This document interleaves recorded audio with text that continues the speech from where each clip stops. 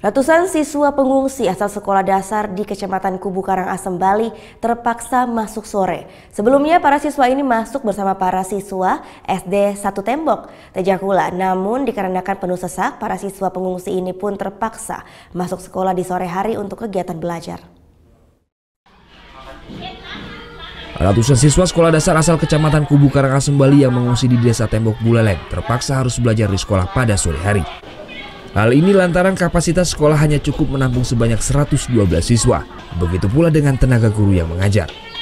Guru SD Negeri 1 Tembok pun kewalahan dalam memberikan pelajaran terhadap ratusan siswa. Oleh karena itu terpaksa pemerintah Kabupaten Karangasem instruksikan agar para siswa pengungsi asal Kubu untuk masuk sore. Terdapat 2 sekolah dasar yang masuk sore di Desa Tembok, yakni SD Negeri 1 Tembok serta SD Negeri 2 Tembok. Meskipun telah masuk sore, puluhan siswa SD Negeri 1 Tembok ini pun harus belajar di aula sekolah yang terbuka. Ini dikarenakan kapasitas kelas telah penuh. Banyak kelas yang terpaksa satu bangku harus ditempati oleh 3 orang siswa. Kalau waktu pagi itu anak gimana ya, terlalu banyak. Kasihan juga anak-anak. Memang dimanapun bisa belajar, tetapi ruangannya yang kecil gitu, itu mungkin masalahnya. Jadi sampai lesehan gitu? Iya, sampai ya ada di bawah duduk gitu. Meskipun berdesakan dan belajar di aula tidak menjadi halangan bagi para siswa asal Desa Batu Ringit, Karangasem ini. Ia mengaku nyaman dan tetap fokus dalam mengikuti pelajaran yang diberikan oleh guru. Panas ya? Enggak.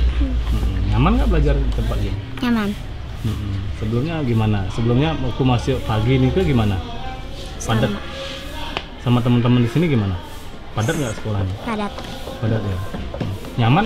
Nggak bisa nggak belajar di tempat ini? Bisa. Bisa ya. Seneng nggak belajar di sini? Senang.